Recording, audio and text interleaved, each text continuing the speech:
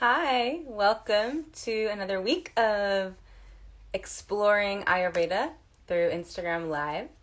Today we're going to talk about essential oils, Ayurvedic oils, what makes an oil Ayurvedic, what is the purpose, how are they made, and how can you tell the difference.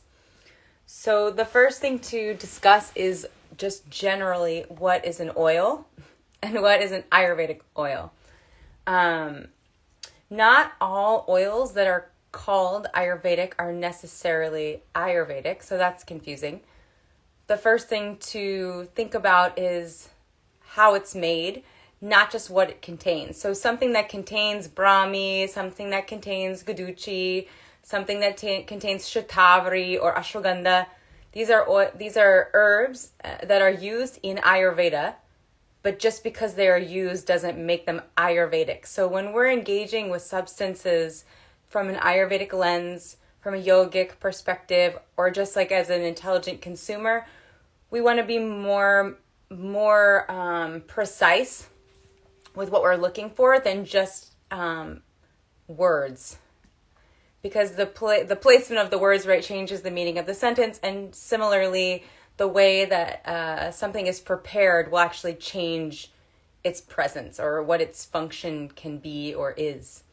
So just because something is prepared with ashwagandha doesn't mean that you're going to experience the benefits of ashwagandha.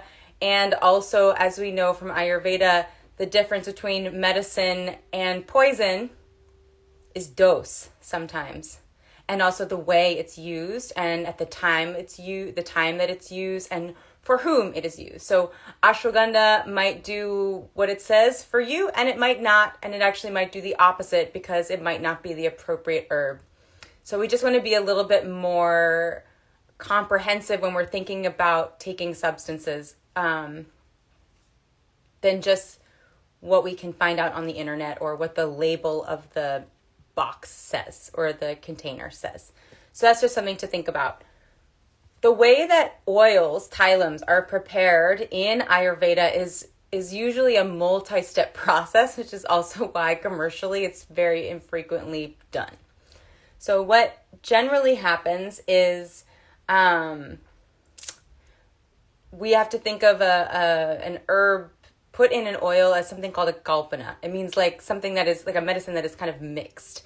And we want to think more critically about what is a kalpana, because there are so many ways to put things together. We can do a reductive decoction. We can let something sit, like an herb sit in liquid over some time without adding any heat. This is called a hema.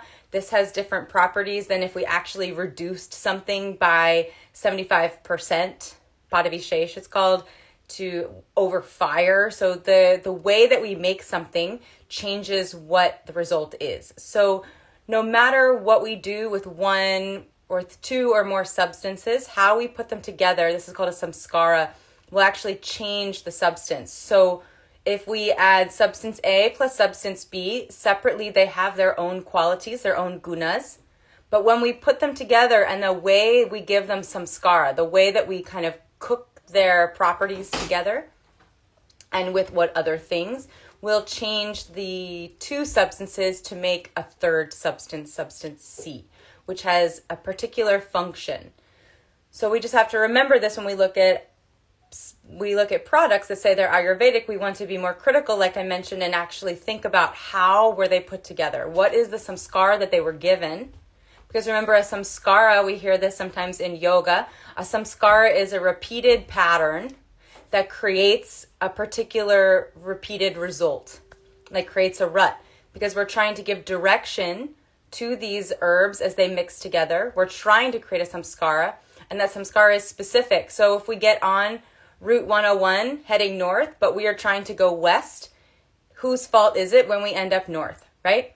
It's not the fault of the road. It's that we took that road hoping that it would eventually turn to head west, but the road is always heading north and south.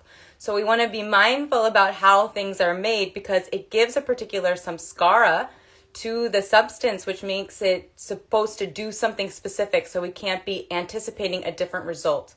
This is also why sometimes we experience Ayurveda not working, because we're taking substances and not thinking super critically, and then we're surprised when nothing happens or something strange happens. So that's something to consider. When two or more things are cooked together, a third thing is made. So how are Ayurvedic oils made in general? This is super generic because when we go into specific formulas, they have very specific recipes. Usually oils are made from more than one substance. Not always, but if we look in these texts here, which you can't see over there, you'll see a lot of recipes, and it's often more than one substance. So what generally happens is we make an herbal decoction. So we take the first list of herbs that are measured in a particular proportion. We put them in water. We cook the water until the water is boiled down about 75%. This is what I just mentioned a few minutes ago. So this is called Bada Vishesh. This is a general reduction process. It's generally used for the care of most doshas, but we can change the reducing process to affect particular doshas too, because remember, Agni itself has its own qualities. So how much Agni, how much Tikshna Guna, sharpness we put into the cooking will also increase or decrease the intensity of what we're making. So something that's cooked longer will contain more Agni. Therefore, it will do things that Agni, digestive fire, does. Makes things sharp, makes things fast, makes things hot, makes things a little bit more potent and transformative. Not everybody, like we were talking about in the sweating discussion, not everybody needs more intensity. Some people need less intensity. So even just wondering how long something is cooked makes you think more critically, makes the process more Ayurvedic. So usually we take this, it's called a kashayam, a decoction. We reduce it by, let's say, 75%. Then we take that substance and add it to the base oil. Base oil could be, it's often sesame oil, tila tel, it's sometimes it's mustard oil, sometimes it's coconut oil, sometimes it's an already Ayurvedic oil. For example, it might be like a shatavari tailam. So a shatavari oil then is mixed into this other kashayam to make something else altogether, which makes the medicine more specific, or the oil more specific to a particular need. So the herbs that we mix in, remember, creates a particular relationship between the herbs and the oil and the water that changes the process, changes the properties to make a new thing. So the more things we add, the more specific the product becomes to a specific need. Therefore, for that need, it will generally work better. So general treatment will create a general result. Specific treatment creates specific results. So this is also something we want to remember with yoga and Ayurveda. If we want really strong results, we need to figure out how can we be specific. Generalities will work generally and not specifically. That's kind of obvious, but also something that's worth noting. Often what is added to this combination of the base oil and the reduced herbal mixture, the kashayam, the decoction, is another substance, another mixture of herbs. It's kind of wet and sticky. It's often like made into a ball. It's called a kalka. Sometimes it's like crushed wet herbs. Sometimes it's dry herbs. Sometimes it's dry herbs with water added. And these herbs, all mixed together, uncooked, have another property. Then we put that in the oil with the decoction, with the kashayam, and cook that down until all of the water is gone.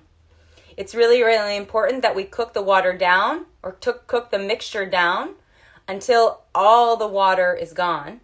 Because if there's water left, this is called amapak. We talked about ama a few weeks ago. Ama is substances that are uncooked, that have not been properly connected to Agni. This means that they can go bad, right? Water in substances left for a long time goes bad.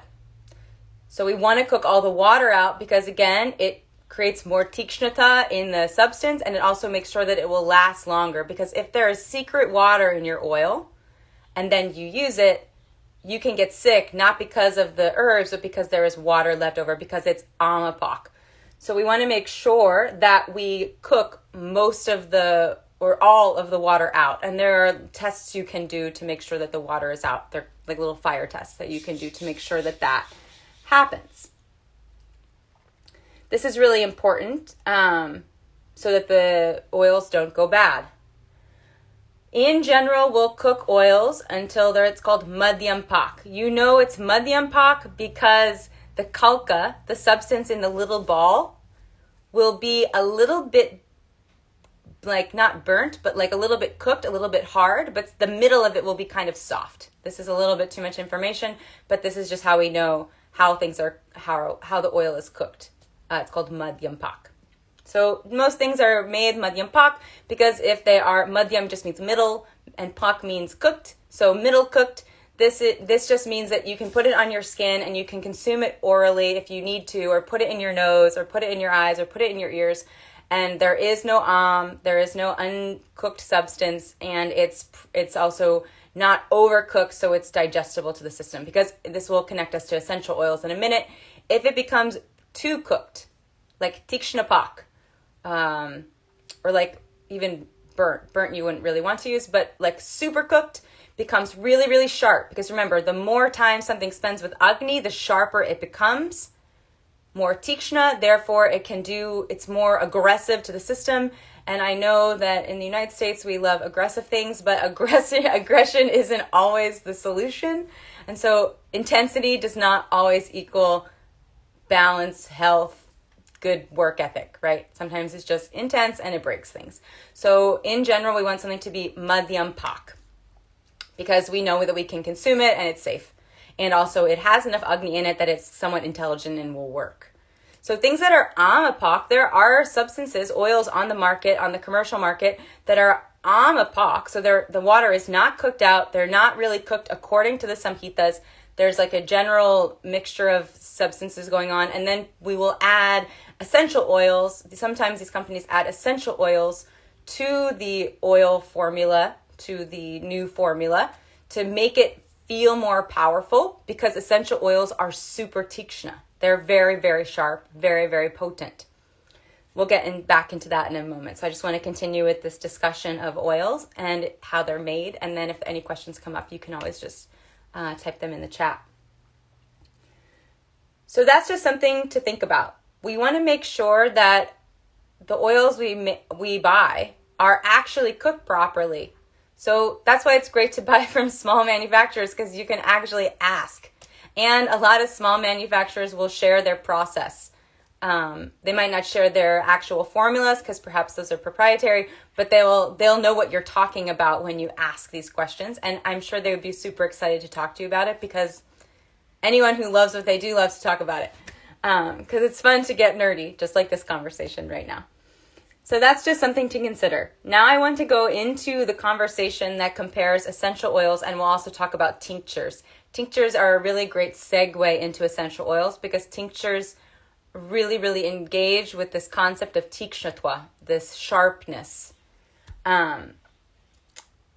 So a tincture is a reduction that is then made or cooked with alcohol, usually.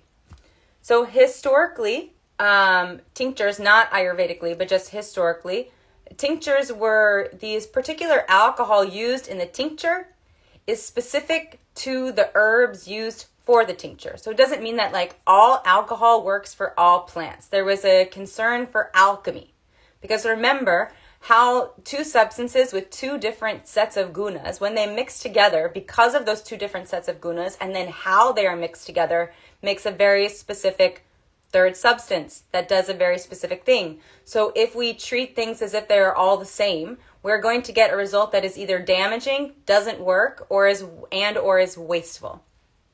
So that's just something to consider also. Tinctures fall under a particular category in the Vaishajya Kalpana, in the medicine making spectrum. They're called Santana Kalpana. So these are things that are fermented. Things that are fermented generally contain something called amla ras, which we talked about a couple weeks ago. Amla ras is made of fire and earth combined. So it's very powerful, heavy, and fiery. Obviously, it's fermented, right? If you think of anything you've ever drank that's fermented, like a kombucha, or if you drink apple cider vinegar, you never go like, that was so refreshing. It's more like, I'm alive. So this is sort of what we're thinking of with Sandana Kalpanas, and tinctures fall under this category. The sour taste is amla ras. That's the English translation, is sour taste. So it's heavy and it's hot in qualities. It can aggravate pitta dosha. So consuming fermented substances can aggravate pitta dosha. It can also very much aggravate rakta dhatu, this like blood sort of tissue of your body. It aggravates it because it messes with the kind of, we can call it like the pH balance of rakta, which is a particular proportion of amla ras, sour, like we mentioned last week with this sweating, and lavana ras, the salty. This needs to be balanced to make a sweet taste. So if someone has issues with rakta, and like they have skin disorders or like blistering, this sometimes is rakta. There are other examples of what rakta could be, but this is one. They like have irregular temperature. This also can be rakta. So if we consume a lot of amla ras, it increases the amla relative to the lavan, and now the blood tissue is no longer madur. It's primarily amla, or it's primarily lavan, and so therefore it's not balanced. So this is what consuming tinctures, this is what consuming apple cider vinegar can do, this is what consuming kombucha can do, this is of course what consuming alcohol itself can do. Aggravates rakta. It also means that in seasons where pitta is higher, where there is more rajas in the season, like summer, this would be not an ideal time to take a tincture. So just like to consider that time and place are relative to health too. Like just because you want to take a tincture because it's healthy, like if you're taking in a season that contains similar qualities to the thing that you're taking, is that actually intelligent? Is that actually the proper use of the substance? Or is it just a symbolic use of the substance because there's not enough wisdom around what we're doing? So to create more respect for the herbs that we're using and the medicines that we're taking, we want to make sure that what we're taking actually will work and what we're taking is appropriate for us at that time. So we want to consider dosha, we want to consider season. Amla ras, fermented substances, are really, really great to kindle Agni, so they do Agni Dipan really well. But things that are fermented don't usually last very long, meaning like their effect in your system is ephemeral, so you'll have to take them again. This is why when we take tinctures, which are made primarily of alcohol, when we take them for any kind of illness, they create a momentary effect, but we end up taking them all day.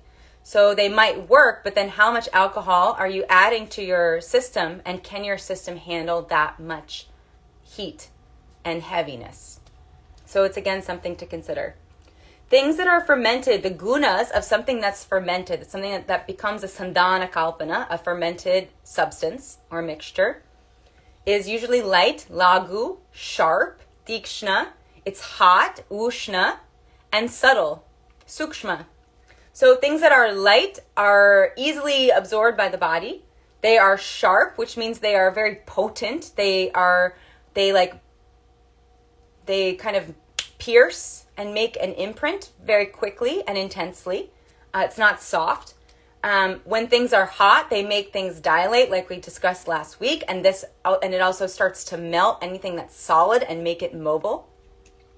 And then anything that's subtle is deeply penetrating, so won't be obstructed by things that might obstruct something that's less subtle.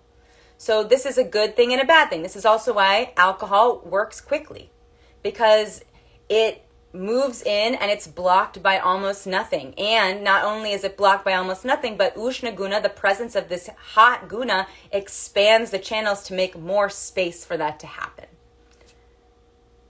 The other thing that some fermented substances contain are gunas that are not in the list of 20. So there are substances called visha. A visha is like a poison. Poisons contain 3 gunas that are separate to the 20. So when we learn about 20 gunas, in the back of our mind, we have to know, actually there are 23 gunas, because there are 3 qualities that are specific to poisons, to things that are considered visha, which destroy health.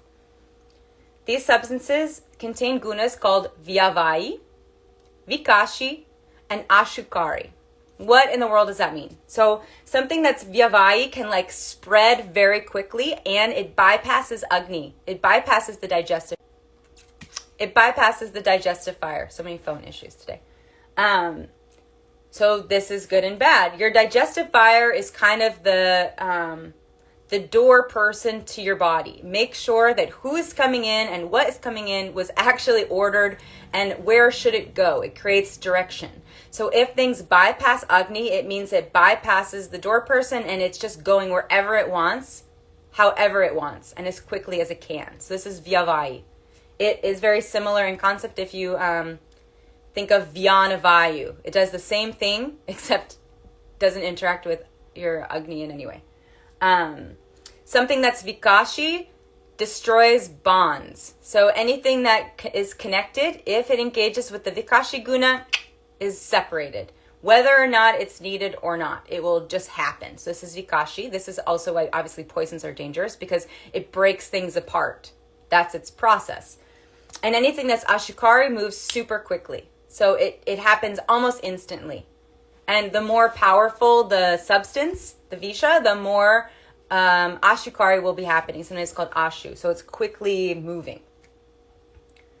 So they spread very quickly, they bypass digestion, and they break bonds. And all of this happens very quickly. So some fermented substances do this. When there is amlaras, so when the substance is more sour, because it's heavier, it will interact with Agni. Therefore, it teaches your body to do things, because Agni is the controller of your health. Your digestive fire needs to be engaged in the food and you eat and the things that we consume, because that is the director of our health. And we want to make sure that we're often and always engaging with the director, unless there's some unusual circumstance.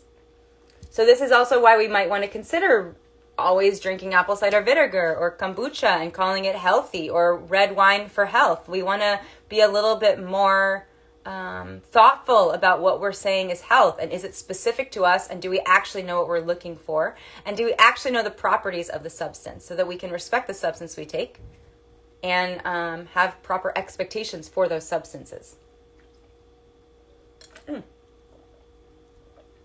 So any substance that's made of alcohol is usually vyavahi, travels all over really quickly. Vikashi breaks bonds. Ashukari does this very fast, is very quick acting, and is tikshna. It's really sharp, so it's penetrating. But also this will have an ephemeral effect. So if we're thinking about taking medicines or taking herbs to create a long-term health effect, we also don't want to be constantly taking herbs, because taking substances outside of ourselves is not actually balanced, right? We're using something external to make ourselves healthy constantly, so it denies us the freedom of actually finding balance ourselves. So sometimes tinctures are great, sometimes sharp things are great, and sometimes we're just using them as a crutch to cover symptoms instead of trying to figure out what is the root cause of this problem. If we can figure out the root cause of the problem, we want to engage with substances that actually engage with Agni, like these oils that I was describing previously, and other medicines, of course, or herbs, or whatever you want to call them. Because we want our Agni to be participating most of the time, because this is how we train the body to become balanced, is through Agni. Yoga is doing this, pranayama is doing this, meditation is doing this. We're always trying to engage with Agni in some way to retrain patterns, to create appropriate samskaras, so that we ourselves, the experience of our whole body, mind, spirit complex is cohesive. So that's what we're looking for. What is similar between essential oils and tinctures are these gunas. So essential oils are really, really compressed oils that are pulled from plants and flowers, which are plants. So it means that they're really, really potent, because the excess water is removed. They're really, really tikshna. They're super sharp.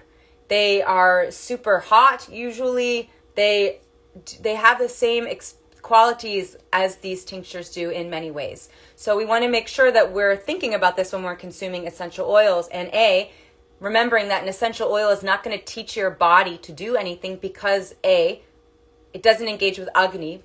Therefore, if you consume it, it kind of acts like a poison. And then B, we also want to think about, is using an essential oil the best way to get the result? So for example, let's say we're cooking with a lemon essential oil. What does that say about our utilization of lemon when we could just probably get a lemon from the store or from a tree and have the juice, which we can use, which contains the essence of the lemon, without having to put it through all these other processes which change the qualities of the lemon. So a lemon essential oil is not the same thing as lemon. Because by definition of what is a kalpana that has been mixed, that has that process added to it, it is different. And one of the things that makes it different is that the rasa, the taste, is very subtle. It's very sharp. It's gone through a lot of potent processes engaging Agni. It is mixed. There is some kind of fermentation engaged with it as well. So is it a good choice to use? So this is something else we want to be considering when using essential oils, is what are we using them for? Really, essential oils should only be used for manas, for the mind. They're an amazing tool if we're trying to train the mind, because we can control the mind by controlling our senses. And the sense of smell connects to the element of earth. So they're really grounding when we use them properly, which is through the sense of smell. So diffusing essential oils or mixing an essential oil and a base oil and just putting a little bit on your skin so you can have the smell, so that it can continue, the gunas of that essential oil can continuously affect your mind to change the patterning, the samskaras of your mind. Because they're extremely sharp and volatile, we really should not consume essential oils, especially if they don't have a base oil. This is why sometimes people who consume essential oils like in their mouth or constantly on their skin end up breaking out in surprising rashes or like feel burning. And this is because it's tikshna. So tikshna makes things burn. So if this is something that's happening to you, this might be because of consumption of things that contain tikshnatva. And if you were using essential oils orally or too much on the skin, or with a not strong enough base oil, or where it wasn't mixed properly in the base oil, because remember that matters too, we're going to get surprising and sometimes scary effects. The body has no ability to digest an essential oil. Because it's vyavayi, because it's vikashi, because it's ashukari, it doesn't engage with agni, so the digestive fire, so the body's not going to know what to do with it. So it will just let it, and it just flies and does whatever it wants, which is why, again, you get these transient, strange bodily responses sometimes when consuming them. So this is something we want to think about. Diffusing essential oils is a wonderful way to create calmness of the mind, but it's not going to treat anything that's beyond the mental, and it's not going to change the mind. So just because we're engaging with a substance doesn't mean the mind is going to be changed. It might be affected by that thing, but it itself, the structure of the mind, only is changed when it changes, or when the person who is containing that mind decides to make a change. So we can use external substances like essential oils diffused into the air to smell, to remind us or keep us in a particular mood, but it is actually up to the buddhi, the mind, the container of the mind, the soul who is running that program, to actually change. So we don't want to lean on essential oils, even mentally, because that is allowing an external substance to try and create balance in us, and that is never successful. This is also not the process of yoga. So we want to be mindful of stuff we're using to create the mood of balance when actually we have not become balanced. So we want to make sure that the way that we engage with any substance is actively engaged, a two-way street, and we're not using the substance to change us on its own. So the inhalation of essential oils can give a wonderful and consistent, which is lovely. That's very helpful for reprogramming sometimes. Experience through the sense of smell, the gandha indriya, but it can't reprogram behavior without the person who is needing the reprogramming to decide to do that. That is a requirement. but creating an experience of a routine of engaging with the sense of the essential oil through diffusion of the essential oil into the environment, that ritual can do the reprogramming. So it's not necessarily what you're doing, but why. Like everything, it's not always what, but why and how that will actually create lasting change. When essential oils are consumed orally or on the skin and they don't have a solid base oil, they immediately burn the rasa dhatu. This is like the dhatu, the tissue of the body that is everywhere, and it spreads everywhere, and it's also delivers substances, qualities, food everywhere. So this is also a problem when we engage with things that are quick moving or skip agnis. They enter the rasa dhatu and then they move really fast all over the body very quickly. It's like a superhighway. They also engage and kind of aggravate rakta dhatu, like I described at the beginning, because rakta is tikshna. Rakta has a lot of qualities that are similar to pitta. So things that aggravate pitta usually aggravate this blood tissue also. This is why skin complaints come sometimes with the use of essential oils, like I mentioned. Many essential oils, of course, are mixed with a base oil to make them less tikshna, to make them a little bit heavier.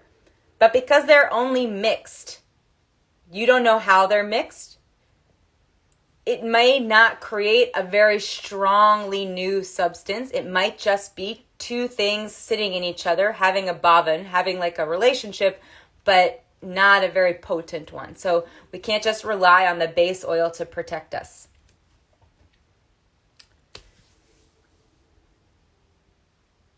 Yeah, that's basically all I wanted to say about that. So we want to really be a little bit more critical when using essential oils. They can support the mind. It's all for the mind. And when we're thinking about engaging Ayurvedically, we want to start to think more specifically about what is going on, what are we suffering from, what are we trying to fix, how close is this thing to the root of the problem, and is the substance that we're about to use going to engage with the root, going to cover the symptom, or going to treat the symptom? And the more specific we can get on the answer to that question or those questions, the more we will feel like we are engaging in moving toward health than away. Yeah. Does anyone have any questions they would like to ask? You can type it in the chat. Okay, we'll post this tomorrow and we'll see you next week. Thank you.